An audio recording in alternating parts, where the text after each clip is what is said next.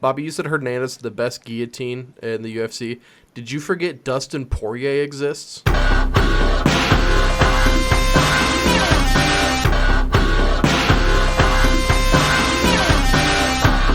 Welcome into Tapping Vegas, brought to you guys by Better and Green. We are back with another episode breaking on UFC 99. We normally have 5 fights. One of them did fall through. We'll touch on that at the end. So we have 4 fights. We get to specialize a little closer. Probably a good thing. We did lose 2 units last week, so we shortened it a little bit, 4 fights, and we brought him back up. We brought in ttycatDFS down on the bottom. Cat, what's going on, man? He joined us originally when we did the mock draft for the Better and Green draft guide. ttycatDFS is back. How you doing, man? I'm doing great. Glad to be here, guys. Thanks for including me. It's going to be an exciting UFC Fight Night on Saturday. Absolutely, man. Much better than last week.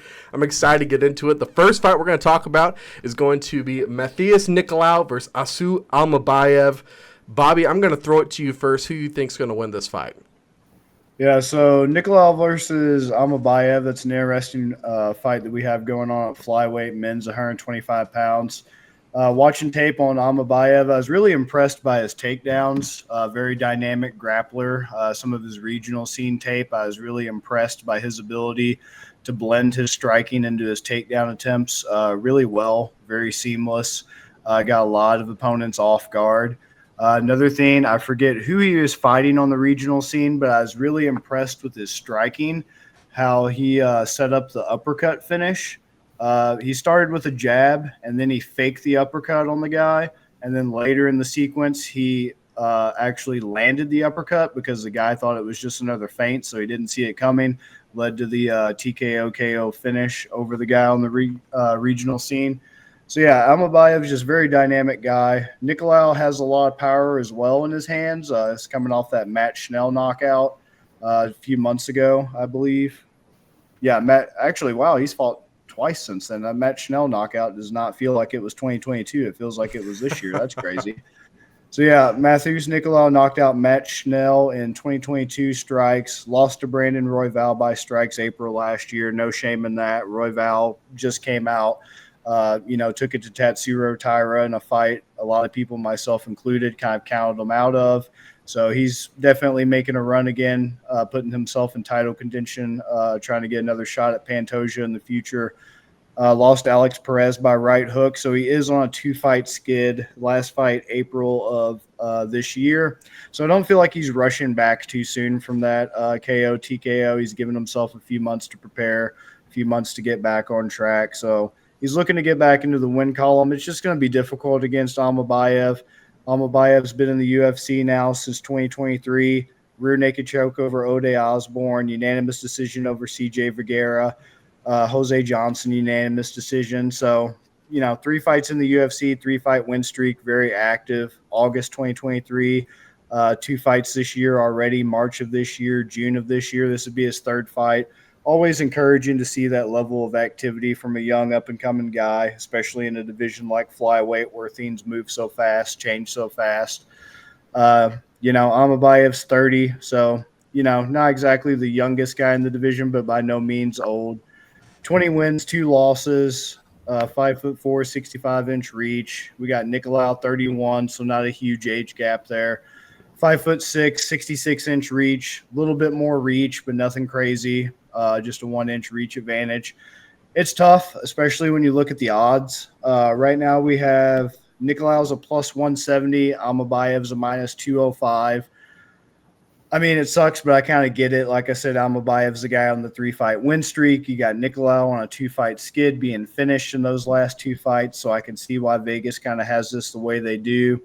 Looking at winning methods here, Almabayev's sub is surprisingly at plus 600.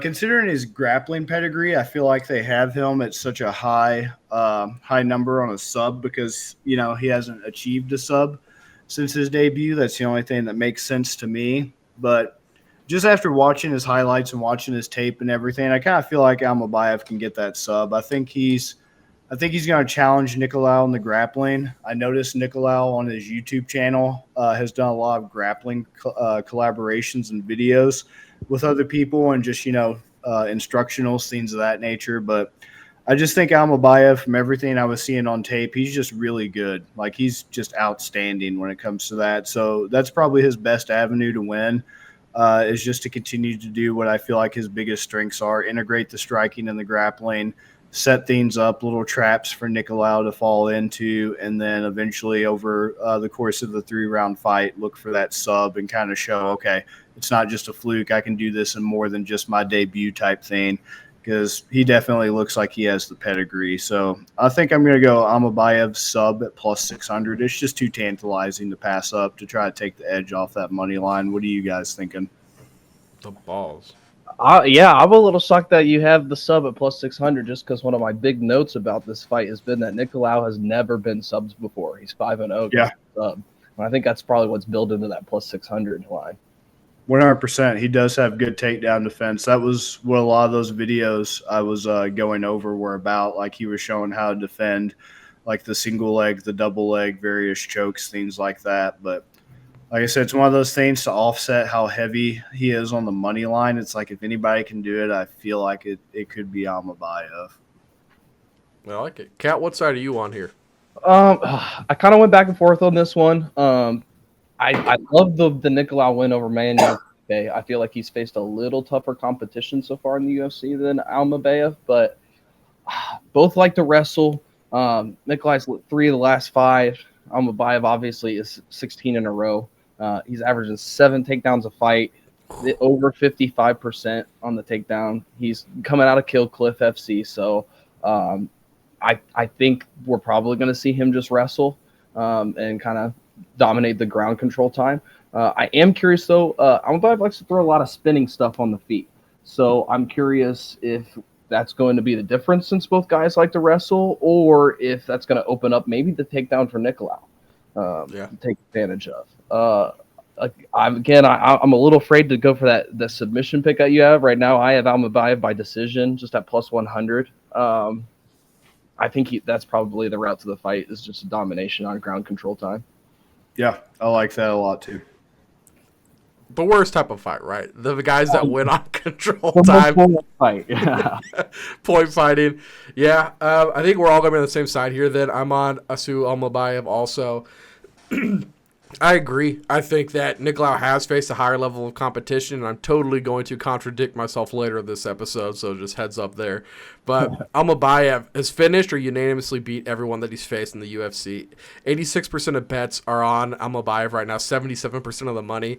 So that 9% of sharp money coming in on Nicolau, it's not enough to make me switch. It is super public. I hate that, but I get it, though. I'm kind of surprised this isn't higher favorite for Almabayev, but kind of once again, I think Nicolau's the bigger name. The public knows Nicolau way better than they know Almabayev. Half of them, 3/4 of them probably can't even pronounce it right. I don't even know if I'm pronouncing it right here, but yeah, we're all on the same side there. I'm going to be the wimp, and I'll just take the money line here so we just cover all the bases. I love it. But the fight I love the most that I want to know your guys' opinion on is this next one between Charles Johnson and who do I have here? Sue Madarji. Probably, I know for a fact I butchered that one, but right now I want to let you guys know, for every Charles Johnson pick, I'm going to put a unit on him. So if we all are on that side, I'll put 3 units on it. I'm just throwing it out there right now. What scares me about Charles Johnson, 92% of bets are on Charles Johnson. Yikes. Oh, wow. Yikes.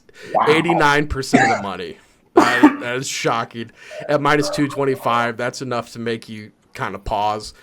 Impressive knockout over Josh Van. I believe it wasn't a clean KO. I think it was just like knockout by volume, right? If I remember that fight.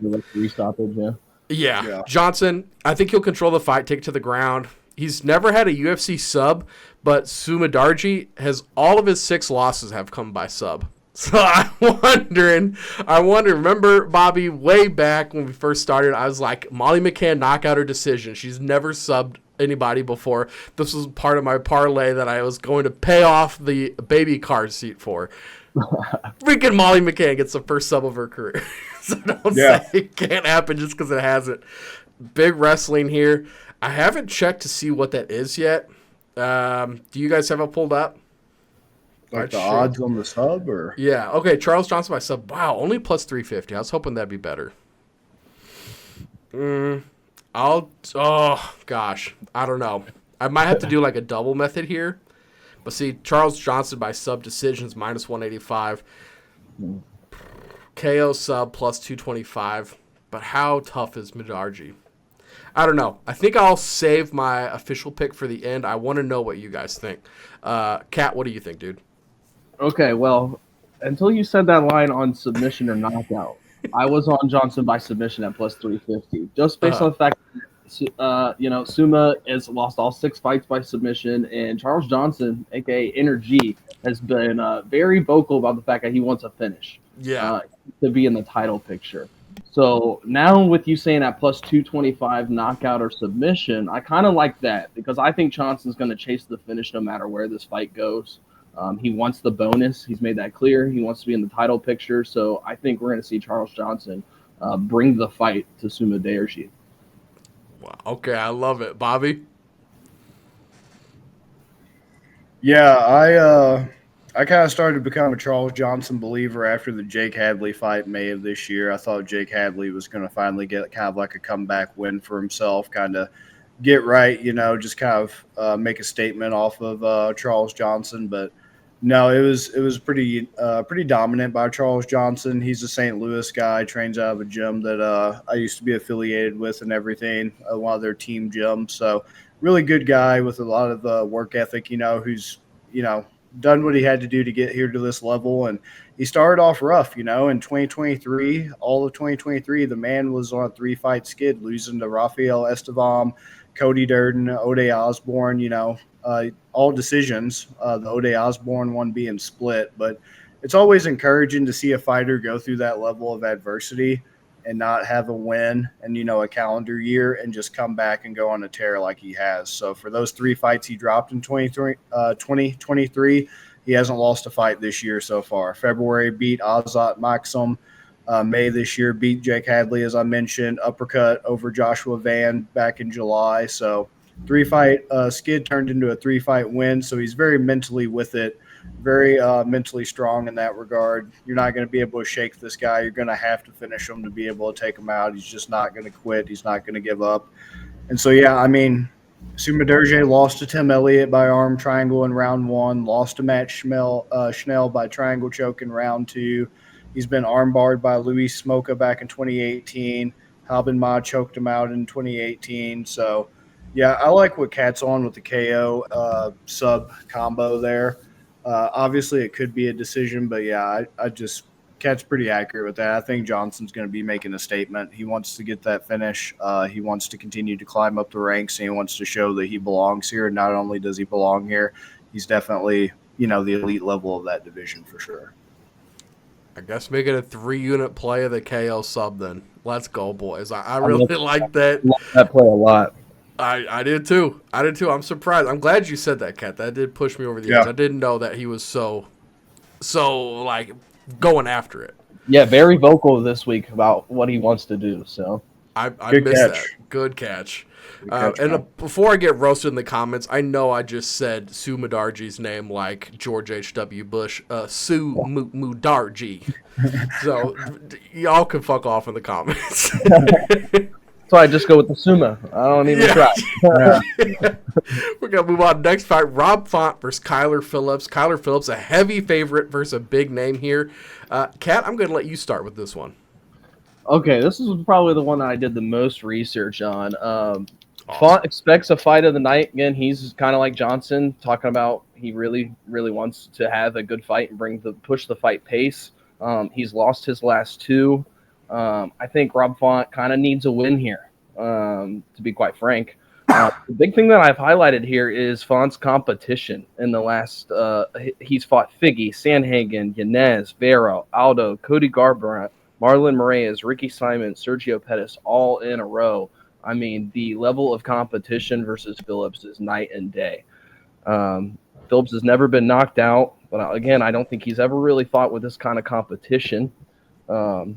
Originally, I was going to play it safe at over 2.5 at minus 240, but The more I've looked at the level of competition, and the last 2 fights that Font has won was with a knockout over Yanez.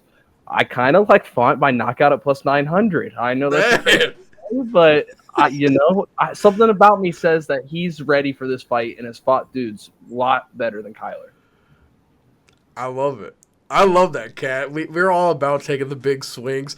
I know you follow us, those who haven't. Bobby has hit on, I believe it's like 3 bets of plus 500 or higher in the last like 2 months. So, been on fire. Welcome to the club, Shitty. Shitty Cat, plus 900. It's a big swing, but I feel like everyone else is going to play it safe with the Kyler decision or like a Kyler over 2.5, which is even only at minus 240. So if I'm going to play any units on this, I'm trying to win. I'll take the plus 900. I like it, man. I like it. Bobby, what do you think? Yeah, this one's a tough one for me because, Cat pretty much hit the nail on the head with it. It's like, is Rob Font declining because, like, the age and the mileage, or is it just because he's kind of been dealt, like, the roughest hand you can get in that division right now? And while I do think that, it doesn't help that he, is like 37 now and, like, he does have some wear and tear, I also do believe that a large part of it is, you're going up against Figueiredo, who's looked phenomenal. He looked phenomenal at 125, but moving up to bantamweight, there were a lot of questions. He's handily put to bed. The power translates. Everything translates. He looks just as good as he did at flyweight at 135, so there's no shame there. Sandhagen's great. Sandhagen was a guy that if he would have beat Umar, he gave Umar his toughest test to date, and if he would have won, instant title shot for him.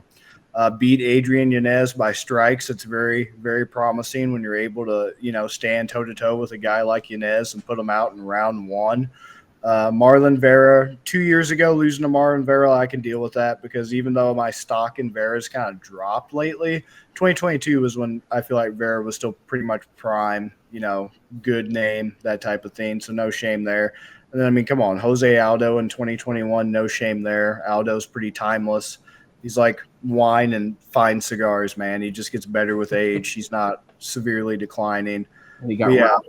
And he got robbed. Yeah. He did. Oh, God, he did. I was on him, too. That pissed me off. Yeah. Very disappointed in that. Yeah. So, he's fought the who's who of that bantamweight division, the legends, the top 5, the elite guys. Kyler Phillips was pretty highly touted in 2020 when he came onto the scene. Let's see. He was on LFA, so he got a Contender Series contract.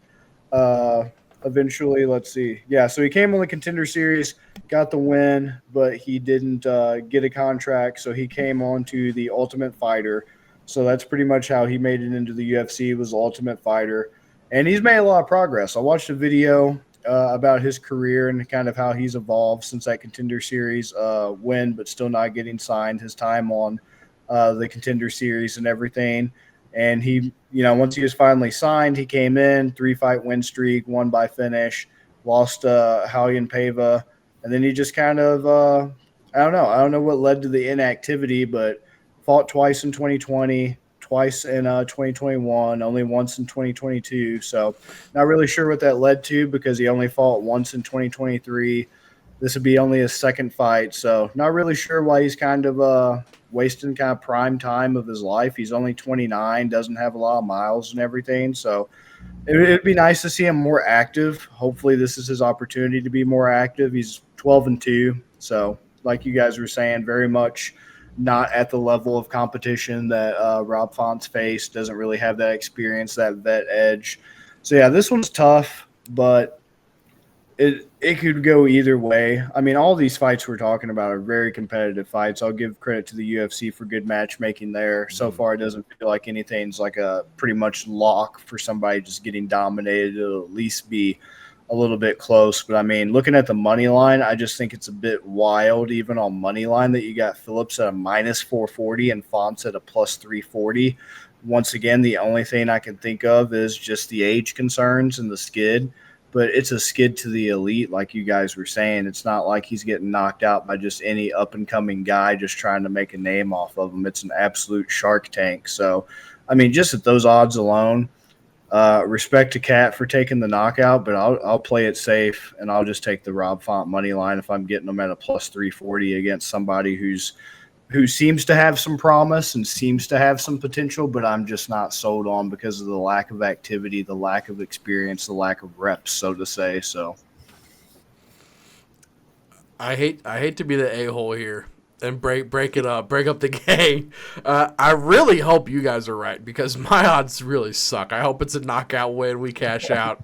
What is that? Almost 9 plus 1240. That would be awesome if we get that done. I unfortunately am going to be on Kyler Phillips. Once again, I'm a big time Vegas money guy. Right now, I'm seeing 50% of sharp money. That is huge. So 40% of the bets, 90% of the money on Phillips spread of -3.5. Very public. Money line also, 83% of the bets. But sharp money, like I said, sharp money is pouring in on Phillips for the spread. Sharp money is pouring in on Font on the money line. Makes sense. So at the +340, he's faced better competition. That's not even arguable. But it's poured in so much that right now only 54% of the pot is on Phillips at -440, meaning 46% of the money is on Font at +340. That is going to be a big hit for Vegas to take. I'm going to be on Phillips for the decision, which is horrible, -135. So it's a terrible bet. I hope I'm so wrong on this. And hopefully it's one of those things where experience shows out here, but the money's really freaking me out here. I think Rob Font's probably the better fighter. 8-year age difference and the money's scaring me off. That was a great point, especially about the money at Vegas. Yeah. Yeah. Yep. Let's head to the fight of the night, guys. We're talking Anthony Hernandez versus Michel Pereira. This is another fight that I feel like I'm pretty sharp on it. I don't know. Maybe I'm just fooling myself. I'll start with this one if you guys are cool with that. Right now, 35% of the money is on Hernandez and 28% of the bets. I feel like Pereira hasn't faced anybody. His best win was versus Olajszek. Pereira has 65% of the money for the money line at plus odds. Hernandez has beat Kopylov, beat Shabazian, beat Marc-Andre Barreau. It feels like they're just dangling money. They're giving you the more exciting fighter, the more entertaining guy, close in age, so age isn't a factor. They're giving you him at plus money. On Pickett, 99% of the money is on the Pereira spread, and 70% of the money is on the Pereira money line. Everything's pouring in on Pereira with the plus odds. Anthony Hernandez, I feel like, is the boring pick. He's the minus money pick, -135. I feel like they're trying to trick people here. I feel like this one's a trap, so I'll go with Anthony Hernandez. I'll take him for a big Vegas win, hopefully a big win for us. I'll just take him on the money line, -135. Not enough for me to take away one of the methods because Hernandez is the better wrestler. I think he could possibly get the submission. We saw Rodolfo Vieira, I believe it was. He got the sub win over after getting his ass beat in the first. Maybe a KO, I doubt it. Possibly a decision if he wins by control time, if he gasses Pereira out, which is another concern I have because we have seen Pereira gas out. This is a 5-round fight, so if Hernandez pulls him deep into the water, what happens? That's my concern here. I'll take Hernandez on the money line. Bobby, what are you on? Yeah, this is a very close competitive fight. This is a pretty good main event for a Fight Night Apex card. Yeah. Be able to headline 2 up-and-coming guys in the division. This is 185 middleweight, correct? Mm-hmm. Yeah. So great fight to kind of determine who's next in that pecking order. Middleweight's kind of in need of some new blood to kind of come into the division. Adesanya's future's he doesn't really know what's going to happen. He's mixing things around in his head, trying to make a decision. Sean Strickland's always good, obviously. Now DDP's the champion and everything, but it's just one of those divisions where you got a lot of guys kind of just waiting around, kind of ready to see what happens. Chris Curtis is recovering from injury. Brendan Allen's still in the mix, but not really making a statement. Nasruddin Imavov, all those guys. So I think everybody's just kind of in general counting Michel Pereira and Anthony Hernandez out in that division because these are 2 guys who are pretty much in the prime of their careers, just ready to make a name, just ready to keep going up in that division. And especially with Hernandez, he's a guy that I watched him literally from his debut on the Contender Series, beat Jordan Wright in 2018, just followed his career since then. He had to serve a suspension for marijuana, which was just absolutely stupid, but he got overturned to a no contest because he failed that drug test. Then lost his official UFC debut in 2019 to Anaconda Choke Round 2 to Marcus Perez. I don't even think signed in the UFC anymore. So he's really had to overcome some early adversity. His second 2019 fight, he came back with an Anaconda Choke to get the win over Jun Young Park. Lost to Kevin Hall in round 1 strikes in 2020, took some time off, came back 2021. That was Rodolfo Vieira guillotine. And what made that guillotine win over Vieira so beautiful was the fact Vieira is a very accomplished grappler. Like his nickname was the Black Belt Hunter because of his Abu Dhabi grappling championship credentials. Right. Man was just an absolute BJJ legend, pure BJJ legend in the sport, and to get a guillotine in round 2 over him was just very impressive. To be able to kind of have that win over a guy so accomplished in the sport of jiu-jitsu. Josh Frem, unanimous decision, arm triangle over Marc-Andre Barriot, ground and pound over Shabazian, rear naked over Kopylov. He's got one of the best guillotines in the game. I just read an article that was breaking down his wrestling, breaking down his guillotine, all the things he does from a jiu-jitsu standpoint, just really sets him apart and gives him those skills that are able to, take out black belts, to take out grappling championship guys like Vieira. So that's kind of the biggest X factor, because looking at his record, I wasn't aware that Michel Pereira had a pretty decent amount of sub finishes in the UFC on his record too. Like he just got a guillotine over Ihor Peteria this past May, rear naked over Olejniczak in March of this year, strikes finish over Petrosky, Ponzinibbio, Nico Price, Chaos Williams, pretty decent names in 170. 170 was where he kind of made his debut, and now he's moved up to 185. So he did well at 170, decided the weight cut was a bit much. He kept missing weight, moved up to 185, seems to have found a pretty good home there. And since he kind of made his debut also in 2019 against Tristan Connolly, he's kind of been like a pretty big fan favorite. Like he's the guy who, I'm going to do a backflip and then stomp on your abdomen as I'm backflipping and just jumping off the cage and shinobi moves and all this craziness that he was bringing, to the octagon. But it's going to be interesting to see where this goes, because since they both have UFC choke finishes, I'm kind of curious to see if this is going to take a different turn than what I anticipated. Because my first instinct is to think Pereira is going to want to keep it standing, and he's going to want to do those flashy kicks, those crazy punches, those unorthodox strikes from crazy angles and everything. And it's like, is he going to be able to catch Anthony Hernandez with that when Hernandez is trying to take down? Like, will he be able to get a flying knee? Will he be able to do like an uppercut up the middle? Is Hernandez going to be able to mix in the striking, hold his own enough in that category? It's tough. It's a very competitive fight. It's very great matchmaking. I think the odds accurately reflect how close it is, because at the money line right now, just looking at that for Pereira and for Hernandez, you're getting Hernandez minus 135 money line, Pereira only a plus 114. So very close pick'em odds on that. I think that's pretty accurate for the most part. If you're taking Hernandez by sub, you're only getting a plus 165. KO TKO for him's at a plus 500. Pereira KO TKO plus 165. Pereira by subs a plus 800. You start taking into account double methods, Hernandez KO TKO or sub plus 110, sub or decision plus 120. It's a 5-round fight. I worry about guys gassing, especially Pereira, if he does try to do flashy, crazy kicks and he just, blows his load trying to look for a finish early.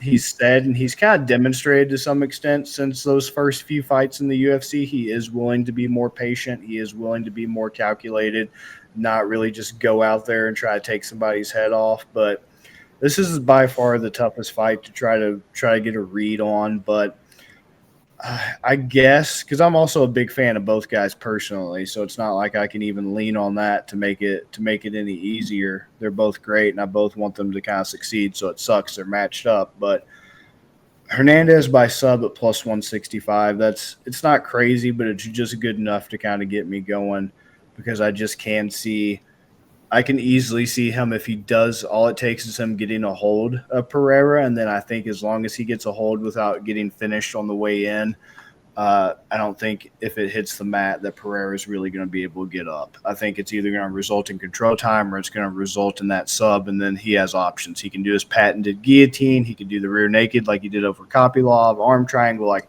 it's all there depending on how he wants to take it, minutes remaining. So I'll go Hernandez sub at plus 165, but it's tough. It's a pickle. Yeah. Kat, before I send it to you, I do have a quick question for Bobby. Bobby, you said Hernandez is the best guillotine in the UFC. Did you forget Dustin Poirier exists? Sorry, second best. Bobby's the biggest Poirier fan out there, aren't you, Bobby? I mean, I don't dislike him, but that's not what the comment section says, brother. Yeah, I mean, you guys know me. I'm a Connor guy, so my thoughts on Dustin Poirier probably aren't surprising. Yeah. This is not a Poirier show. Yeah. I'm a Connor guy. And like you roasted for that in the comments, but Yeah. Hey man, I'm there with you. They can. I got roasted just last week. You guys in the basement, Oh, that guy's not credible. Not credible. Okay, buddy. Okay. Kat, what do you think about this fight? This fight was tough. Like Bobby, I kind of noted the fact that I have this small gut feeling, even though I'm not going to trust it, that it does come down to submission either way. Both of the guys being 8-1 and 9-1. Yeah. You kind of get me excited to chase that Rob Font, knockout at plus 900. I'm like, man, Pereira by submission at plus 800. Oh man. Yeah. Truth told, though, Hernandez kind of starts slow where areas in history says Pereira likes to start at a high pace. Since he's moved up to middleweight, he's won 3 in a row, but he's kind of showing some more caution. He's not going crazy like he used to. I'm still unsure of his gas tank. I think he goes back to his habits here and unloads it pretty quick. So I'm thinking you're either looking at Hernandez dragging him to deep waters and submitting him, in the second or third, fourth round, or you have Pereira finishing this relatively quickly. I think there's no shot this thing gets 5 rounds, personally. No. I like the little same game parlay. I kind of have. I'm call me a sucker, and I'm buying into Vegas and doing what Vegas wants, and I'm taking Pereira by knockout under 1.5 at plus 360. Okay. I think he's just gonna do what he typically does, and he's gonna start out crazy. And if my pick is between Pereira going crazy or Hernandez dragging him to deep waters, then I'm just gonna buy the excitement and call me a sucker and take him by knockout. Dude. I like it though. I like it. We always say put your meat on the table, man, and see what happens. So I still really do have that gut feeling of somebody's gonna get submitted. Yeah. Hey, we'll have to see. The power of tapping Vegas was shown actually last week. We did go down 2 units, but a big part of that was one of our bets didn't count because Josh Fremd missed weight. So I made a call to Dana. I said, Dana, this is BS, but you got to get this guy out of here. This week, Josh Fremd cut from the UFC. So that is the power of tapping Vegas. Wow. He did. I had to make that phone call, man. That's unacceptable. We don't lose around here. So that was terrible. My question for you guys before we get to the haymaker is this Jake Hadley fight. So it looks like I forget the guy he was fighting. Bobby, what was his name? Brady Heisand. Brady Heisand, yes. I believe those shooter matchup. It was Highstand versus Hadley, but right, yeah. Highstand, I think he had to film like the evil lifeguard from Stranger Things. I think he got called back into work. I hit such a small population there, people that watch UFC and Stranger Things, but if you do, that joke fucking slammed. But Hadley is still fighting. Hadley was yeah. Hadley was initially a plus 114 dog and had 33% of the bets and the money. Now, guys, Jake Hadley is a minus 470 favorite with 96% of the money versus Cameron Smotherman, who has 4% of bets at plus 360. Hadley went from underdog with barely any money to almost a 5-1 favorite with 96% of the money.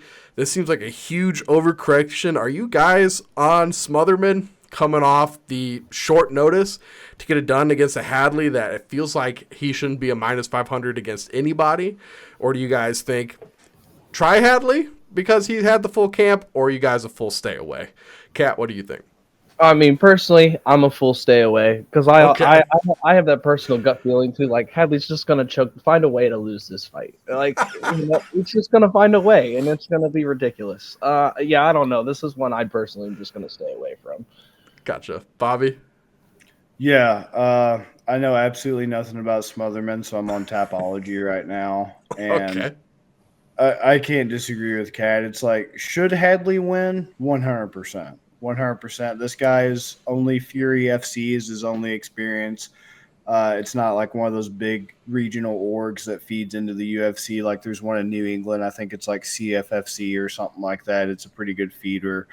It's not like Brave. Brave's a pretty good feeder. Like he's spent his entire career like in the pros, actually his entire career period from amateur to pro in this Fury organization.